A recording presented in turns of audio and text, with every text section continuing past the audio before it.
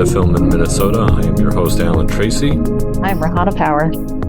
And today we have a few fun things to talk about, starting with our new segments we're doing more often. One of them is called Rehana's Rants. Can't wait to let you all hear that one. Haven't heard enough of those.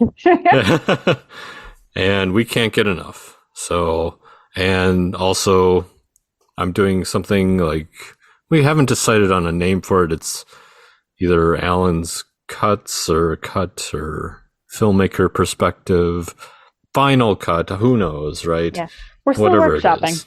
Yeah, we'll ask our community what they think. Yeah. But first, a fun fact in film. Have you seen The Matrix, Rehana? I have.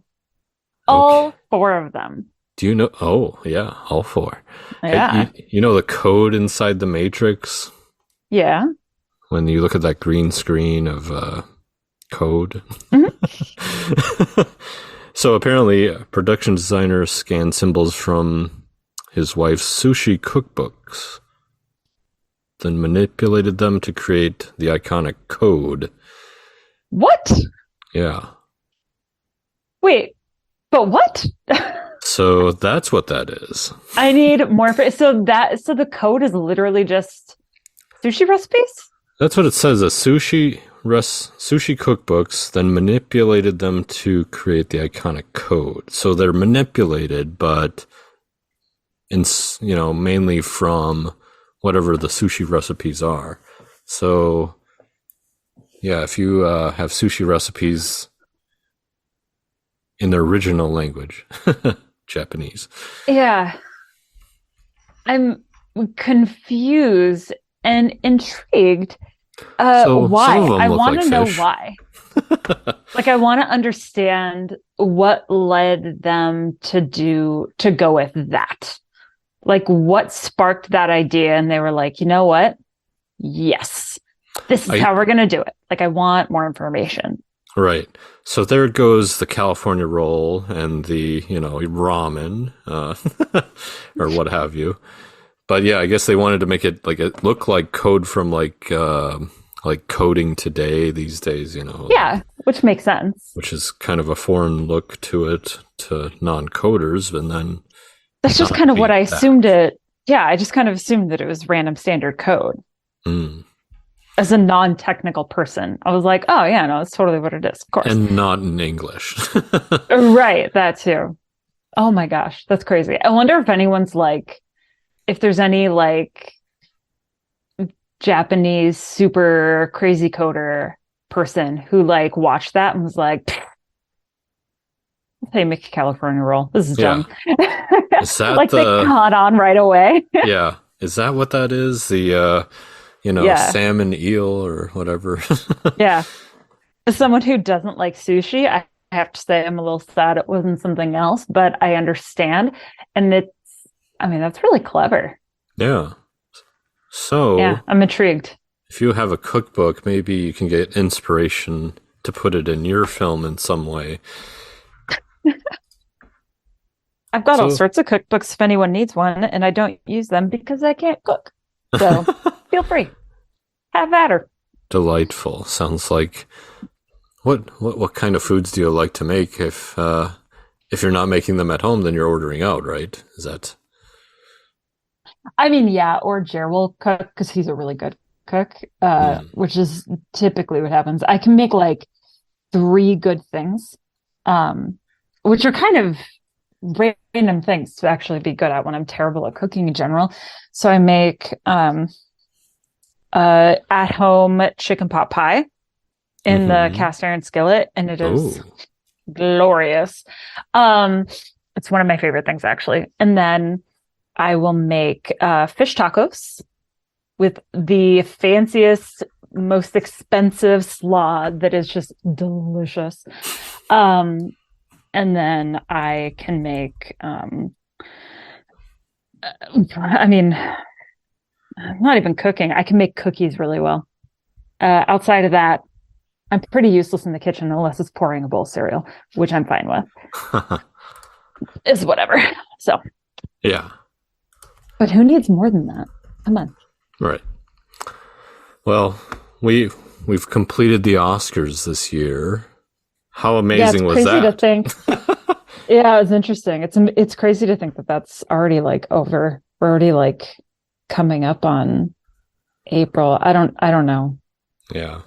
It's hard to believe just yesterday was February. Yeah. I know, right? We're cruising through, man. Yeah. It's going to be summer so soon. We have something fun coming up. What do we have here? Ooh, we are going to be doing an interview, actually being interviewed on NPR on the 30th at the noon hour. So if anyone, wants to chime in and listen, Alan and I will be there just talking about the podcast. So that's very exciting.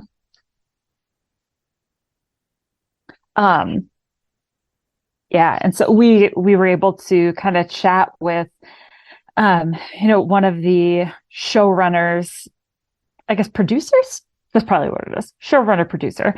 And chat about it and talk through our experience with the podcast so far and how many amazing guests we've had, which was really fun, kind of just walking through and recalling all of our fantastic guests and conversations that we've been fortunate to have so far on the podcast.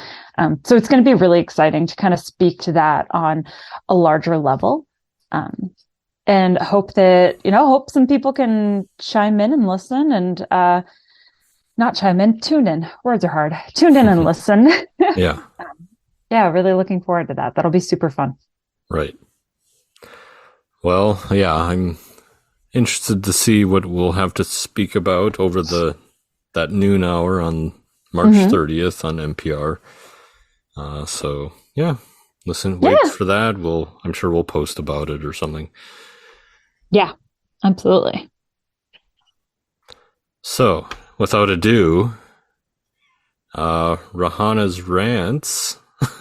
Or is it, okay. I mean, is it rant or review? I mean, I think it's almost like we could call it reviews, right? We could. If we're being honest, 90% of the time it's going to be a rant, but there will definitely be some where it's me just raving right? Yeah. Really, about a movie, a show. I mean, hell, maybe a book. I don't know. Probably a book that's going to become a movie or show, like one of those situations.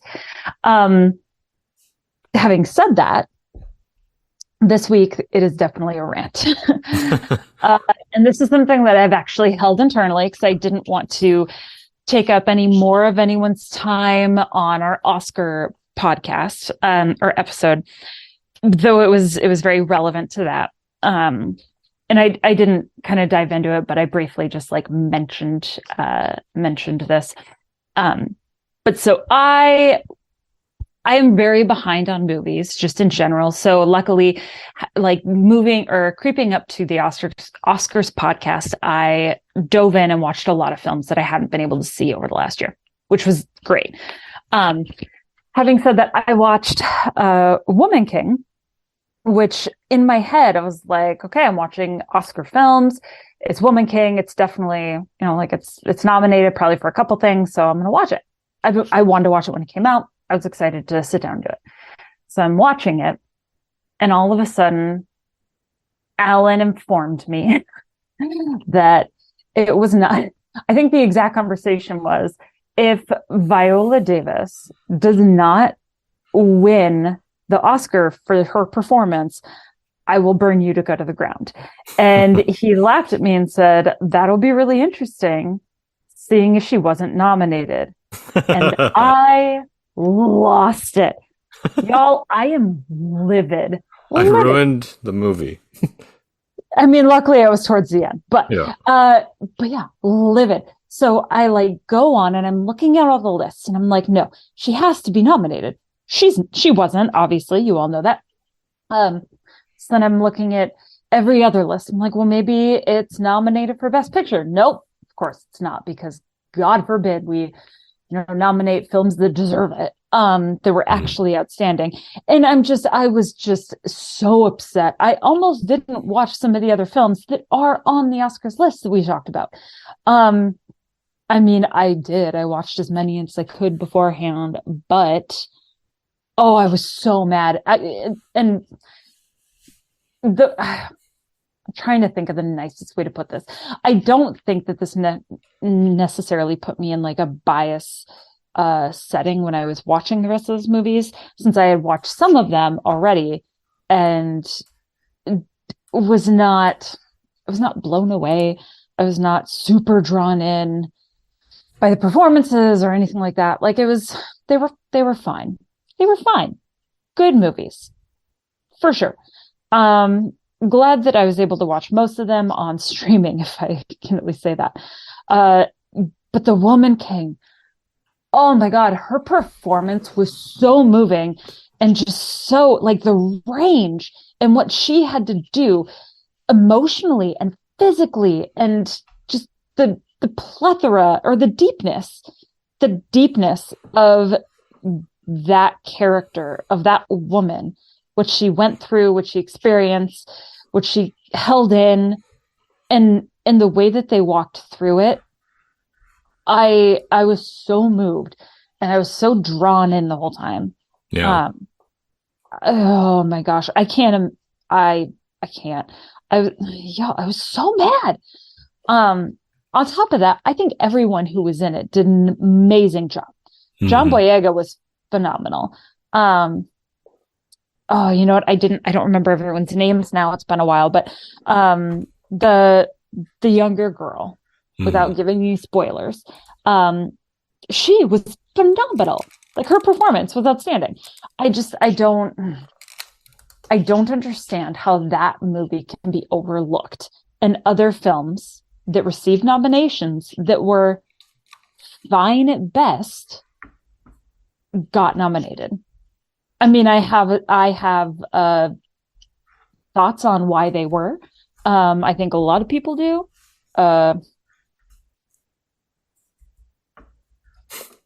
Yeah, I don't even know how much we want to go into it, but I don't know. I think that Viola Davis deserved a nomination far more than I would say at least three of the people that were nominated. And I think that Woman King deserved a nomination far more than three or four of the movies that were nominated for Best Picture. I mean, come on, Top Gun. Are you kidding me? Like, don't get me wrong. I enjoyed Top Gun. Hate the first one. I enjoyed the second one. It was fun. It was well done. It was really cool how they did it. Very creative.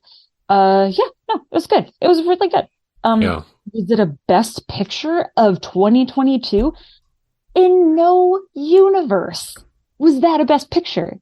In no universe. Oh my God. Avatar. I mean, it was a great movie. The cinematography was amazing. The screenplay, the editing, like all of it, amazing. The soundtrack or score, whatever, amazing. I mean, I really did. I loved it. I enjoyed it exponentially more than I expected to. I mean, I went into it because Jared wanted to see it, and I was like, all right, like, okay, fine, I'll go see it. Whatever. I enjoyed the first one, so I can't. It's not like I'm going to hate this one. I just wasn't excited about it because it's been 72 years. So we went and saw it, and I truly, truly enjoyed it, every bit of it. Having said that, it really is just an expansion of the universe telling a similar plot line as the first one. It's not exactly the same, but it's similar. And so, I mean, I don't know. I feel like that I can understand that being nominated in so many categories, not necessarily Best Picture. It's funny. That is funny that you say that because, like, yeah, it's Top Gun, so it's like the airplanes win, right? Then you have like things where on the ground where the airplanes didn't win, so we have to figure this out on the ground. So. Yeah. I don't know. I think Woman King deserved far more acknowledgement and Mm-hmm. respect than it got. True. And I mean, there are definitely other movies as well that I think are in this category. Um, But Best Actress, we're missing someone in this yeah, category, which should have been at least nominated, I think, too. Yeah. As we spoke about. So, yeah, and rightfully so. We're expanding on that right now. So, yeah. I was so mad.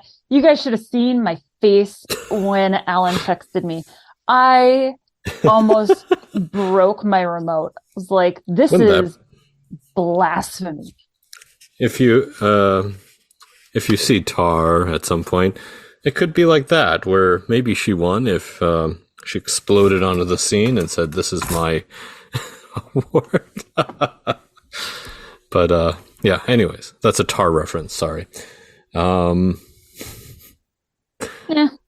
but I mean, like, it's kind of like when I think about Woman King, like it's almost like the younger gal was more the protagonist in some ways. At least I thought so, Yeah. but yeah, definitely a I great could, film. yeah, I could see that. I could understand someone experiencing it that way. Mm-hmm. Yeah, I don't know. What I can't understand is someone watching it and thinking, nah, this doesn't deserve being nominated. She doesn't deserve being nominated. The film didn't get enough nominations or something, which says something about the Academy. It says a lot about the Academy. A lot of things say a lot about the Academy. There are reasons Yes. why Oscar So White has been a thing for a very long time now, because it's true. Mm-hmm. Like if Viola Davis had done any number of the other Best Actress nominated roles, it would not have been nominated, even though she is a damn national treasure. That is my viewpoint on it, simply because they overlooked her outstanding performance in this role and went with yeah, anyway, I think that's enough for my rant. Those are my feelings. If you have not seen Woman King, I thoroughly recommend you go and see it right now.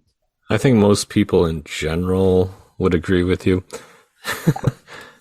And it's on Netflix, so I mean, you can't beat that. If you get more people viewing your film than Oscar films, I think that says something too. If you get more viewers because you got an Oscar nomination, does that make it better? That's questionable, you know. So,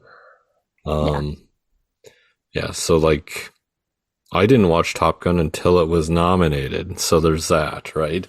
So it's not really a film I cared about seeing immediately, right? Right. If it happened upon me, maybe I'd watch it. If it weren't for the Oscars, I probably wouldn't have.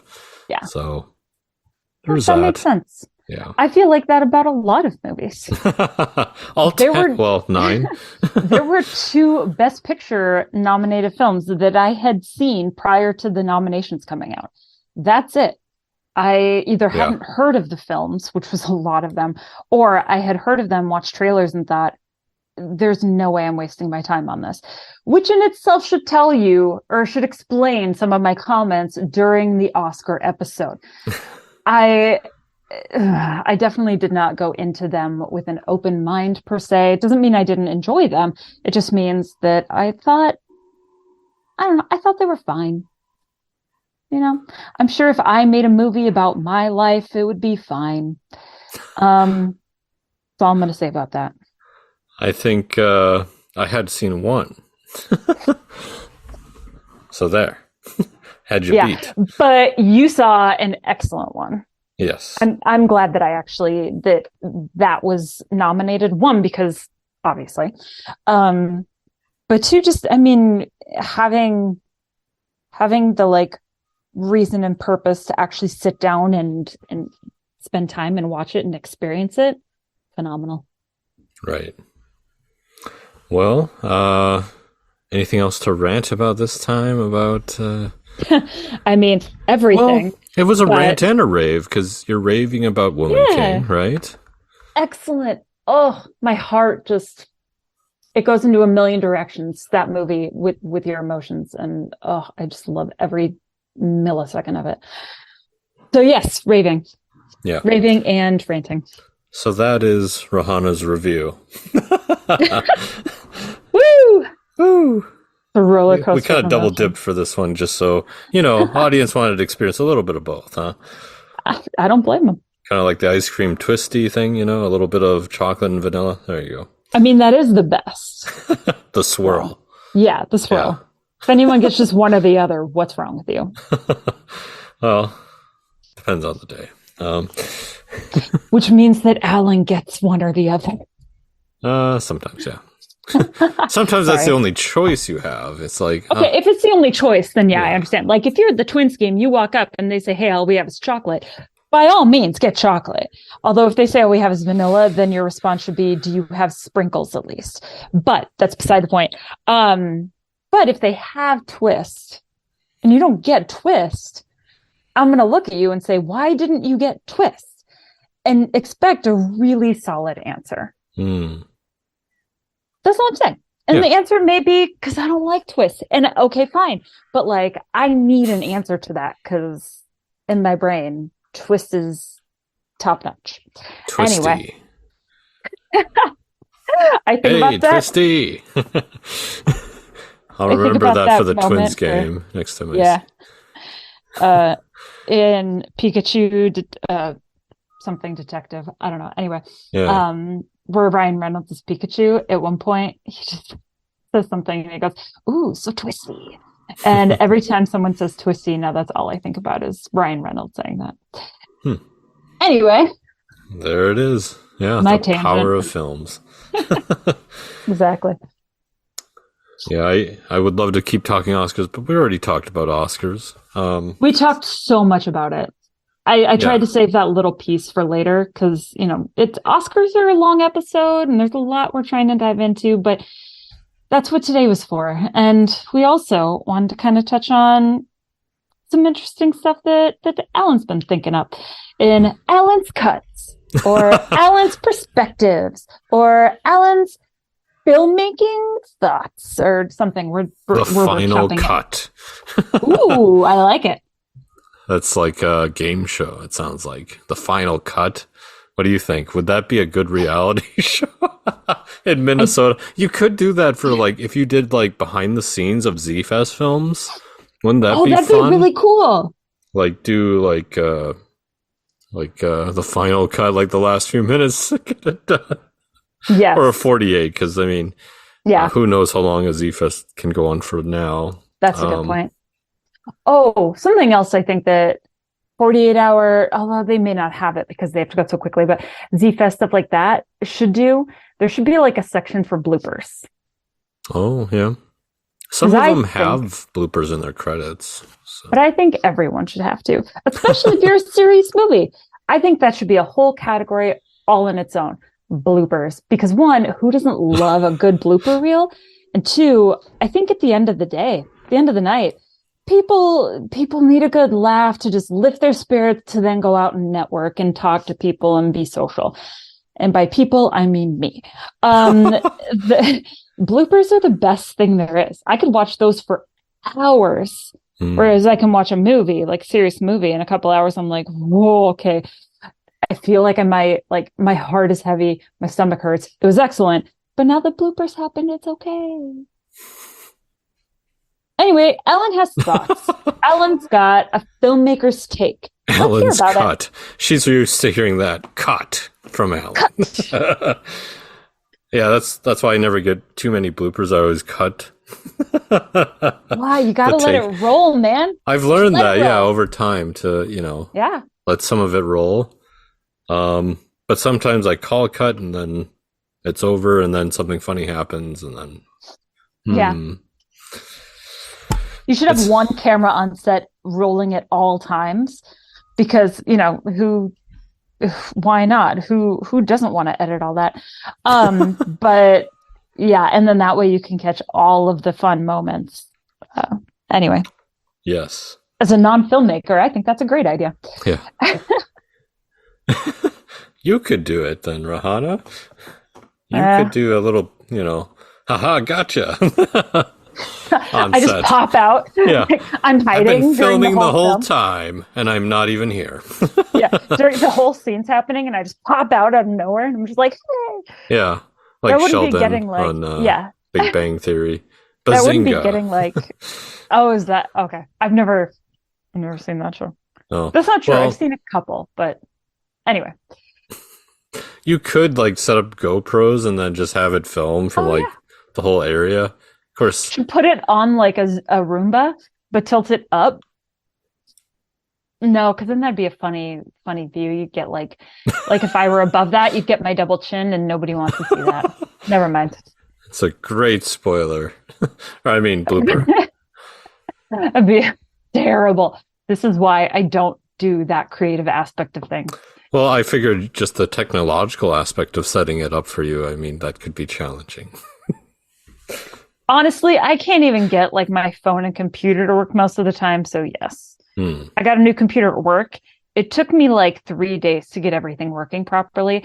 The poor IT person, I mean, they were probably like, is this lady 90? Like, what is happening?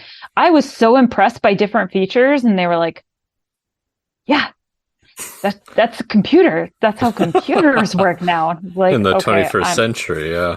yeah. I was like, I'm sorry, I gotta go. We're not paying all this money for nothing. Right? I was like, wait, it does all of these cool things. They're not super cool. It's very basic. I'm just really old. So, Alan, what do you think about fan films? Yeah, fan films. That's what we're here to talk about. Yeah. The fan films. Well, I have been testing, or last fall I shot some film footage, and now lately I've been editing them together. I did Google search the rules of creating fan films. This is what I found. First thing that, Google pops up from Met-IP Law 2012. So there. Fan films use copyrighted material to pay homage to the original. And under the unwritten rules of this practice, they are not to be sold and no profit is to be made from them. Checks out. Yeah. They are not supposed to be in competition with the original film or show, which, I mean, how could they? And I don't know. Your Star Wars movie might be just as good as Rey and Kylo Ren going at it. Okay. I'm just saying. Yeah. They don't know. And they are not to be seen as a substitute for the original work. So, okay. For sure. I get it. You don't want to be outshone in this category of making your own film. But it is fun, right? Everyone, like, I'm a fan of Star Wars. I'm a fan of Harry Potter, Cyberpunk, all these things that I want to make, like, fan films on. And there's the legality issue, which I'm fine with. I'm not looking to make money or anything off of these films. Right. I just want to make something really cool looking, right? And fun. And that's what life should be about, not just all the rules all the time, You can't do that. Well, then why are we in film? Right. And I mean... We're in film to follow the rules, obviously, but within reason, right? There are no rules. There is no bathroom. Kindergarten Cop. It's creativity. You're making something out of nothing, and it's beautiful and fun and exciting and moving. And it's in the title, fan film. Yeah. So it's like, you're obviously a fan of this. You're not trying to be like, I don't know, what? Like a pirated version of the film? Like acted out or something? What are you saying? So wait, was Spaceballs then under the category? That's protected. Parody is a protected category. So all you have to do is make fun of the movie. Hence SNL. Yeah. I mean, well, yeah. Yeah, I guess. I don't know. I always thought of that as different, but yeah, no, that because they did the Kylo Ren thing. The whole who was he? I mean, they do it with everything. Yeah. So every time he's the garbage guy or something. Adam Driver was. Remember that? Yeah. Oh yeah. I love Adam Driver so much. And Oh he my was gosh. so mad as that. It was funny. It was. Uh, Adam Driver, no, we've talked about it before. There's a bit with him and John Oliver Hmm. that will always and forever make me laugh. If people don't know what I'm talking about, you should just go and YouTube Adam Driver, John Oliver, and I think that'll make you laugh. If it doesn't, please don't let me know. Yeah. Yeah. So in making a fan film, I had myself and the two actors for any either one that I was filming, and that was it. Mhm. Maybe a few lights, a camera, and we're out somewhere that could fit or pass as Mhm. wherever they are in this universe, I guess. But Yeah. yeah, that's pretty much it. We're not like copying characters really. We're just Mhm. creating. I was just creating like wand magic. I'm working on that. I'm just trying to up my visual effects game, really. So For sure.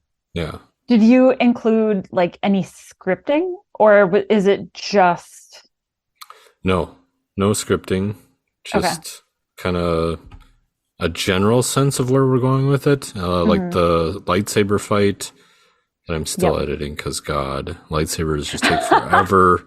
At least the way Yep. I'm doing it, Hmm. because I want it to look really, really good. But Hmm.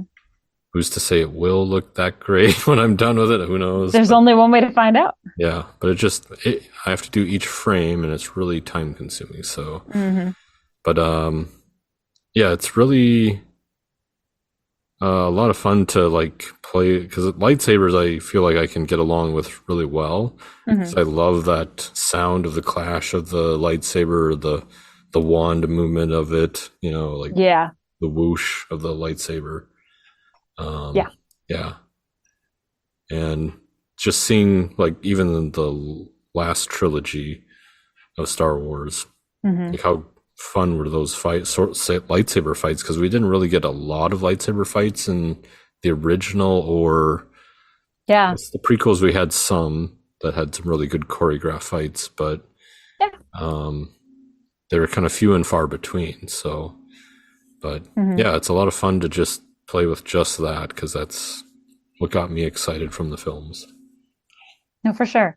Have you, I don't remember. Have you tried starting any like fan fiction for any other like franchise or film or something like that so far? Or just kind of dived into Star Wars and that's it?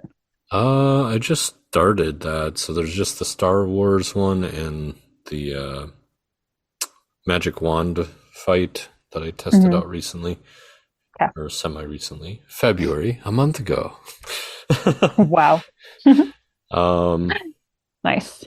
yeah, so that's pretty much it so far. And then Hmm. working on Cyberpunk and just trying to create a cyber city to make it look Hmm. futuristic, basically. I can imagine that's got to be a hefty amount of work trying to create that. Yeah, seeing as like my visual effects are pretty light, I haven't done it since like college days, and that was like Hmm. Adobe CS2 days for all Yeah. you filmmakers, editors, how long ago that was. Um, but yeah, there are, gosh, things have just advanced so much. It's just so much Hmm. easier to just pick up a camera, some friends, obviously, and make something. And then, as long as you kind of have an idea of how to film it, Hmm. that's kind of what I went with is like, okay, what do we need for each shot so it lines up and basic mind mapping for that. Yeah. Yeah.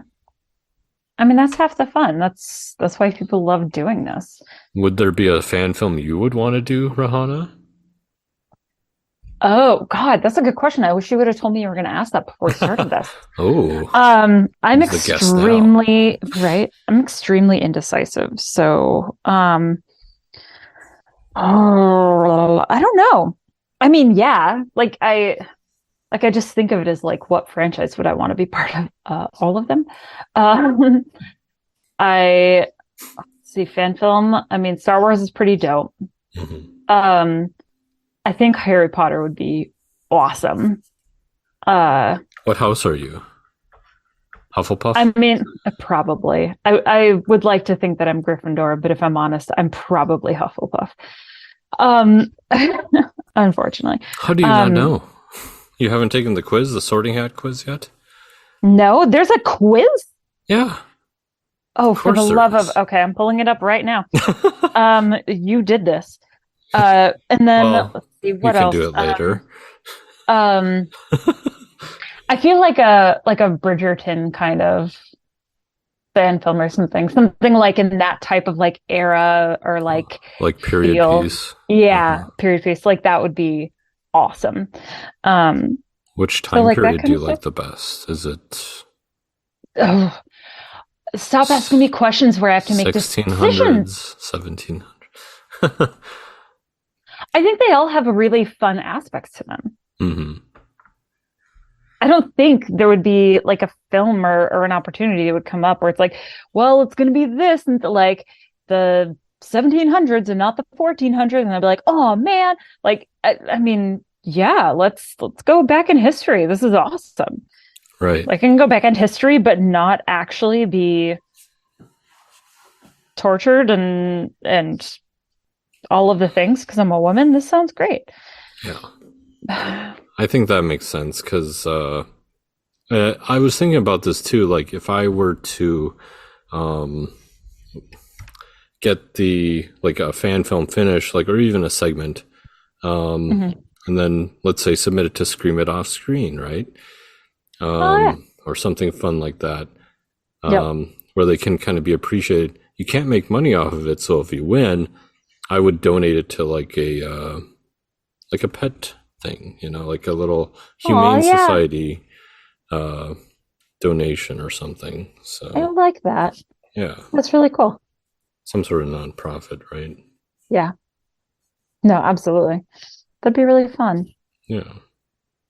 I would totally do that. So I think I will try doing that if that's because like where else can you screen it if it's not in competition and you're not making money, so to speak, on it? So yeah, I mean it's a tough box to kind of fit in. Yeah. Oh. Unless you make it parody and then you can do whatever you want. I guess you could do that, huh? You could. Yeah. Yeah. I mean, I feel like the scripting would take a bit of work. Yeah, that's extra creativity, but I mean, that could be fun too. That's where, that's where like porn parodies come from too. Like, there's that. There's. I'm gonna be real honest. I did not know that was a thing, and I'm so confused right now.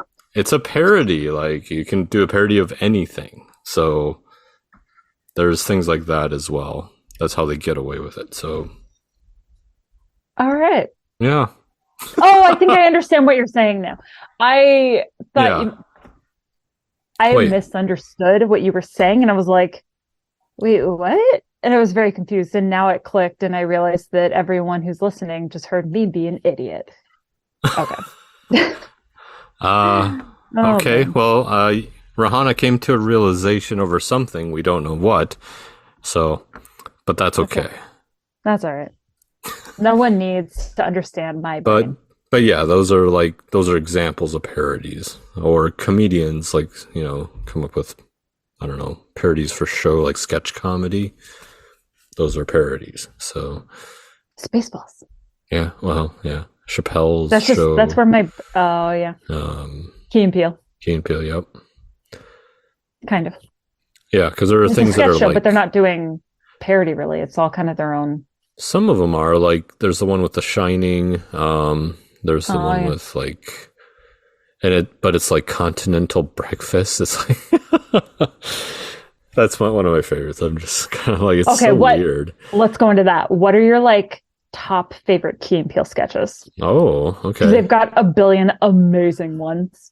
What is it? Just Dance or something? Keep Dancing. That one. Where they're like the 80s throwback flash dancers and they're like dancing in pairs and he's getting bad news sent to him off screen.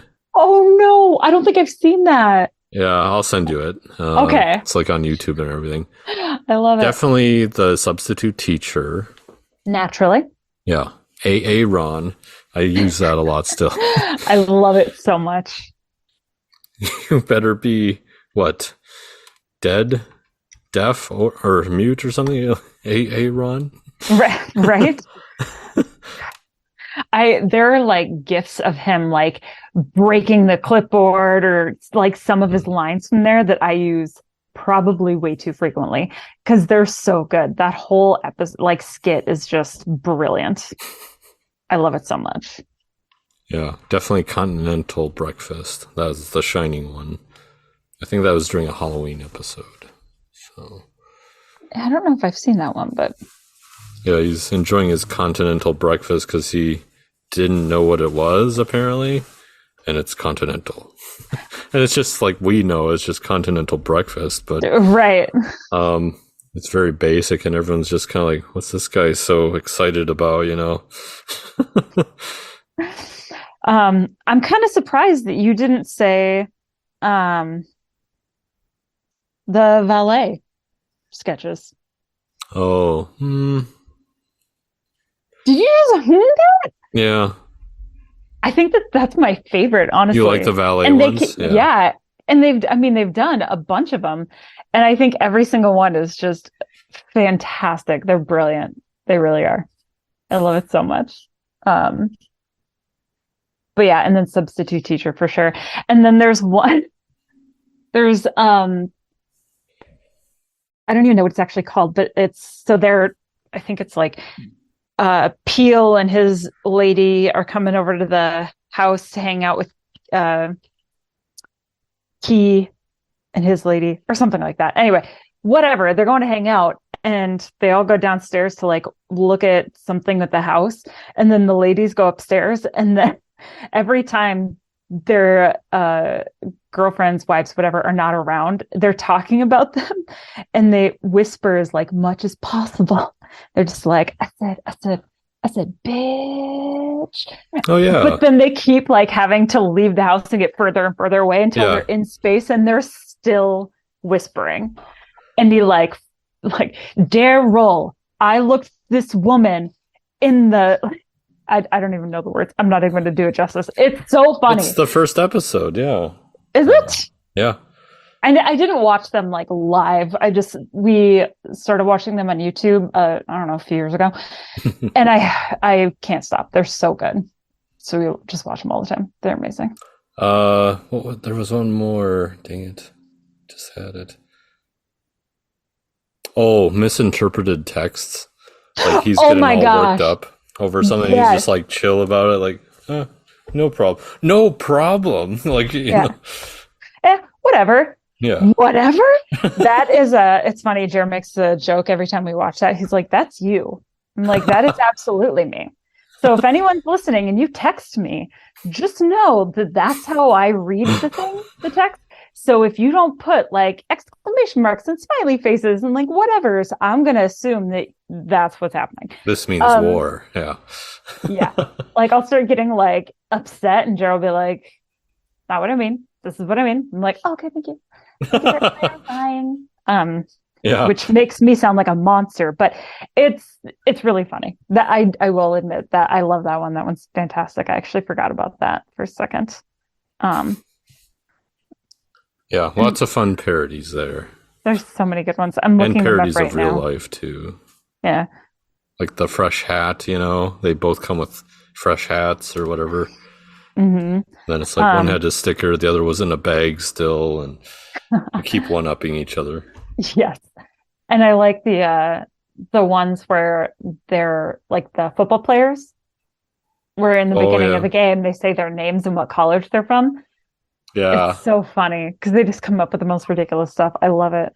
And how they talk, it's like how they introduce themselves on the national broadcast. It's so good. And there was one like that for baseball, slap ass. Oh my! I don't think I've seen that one. Yeah. All right, I'm gonna have to do like a. You have a lot of Key and Peele to catch up. Apparently, I have like 5 to send you out here. Yeah. All right. Well, this has been a shorty episode. Thank you for tuning in. Yeah, thanks for sticking with us and listening to us kind of ramble about random things. We will catch you all next time. As a reminder, we are on NPR on the 30th at noon. Hope you're able to tune in and listen to us get interviewed. In the meantime, this has been Film in Minnesota.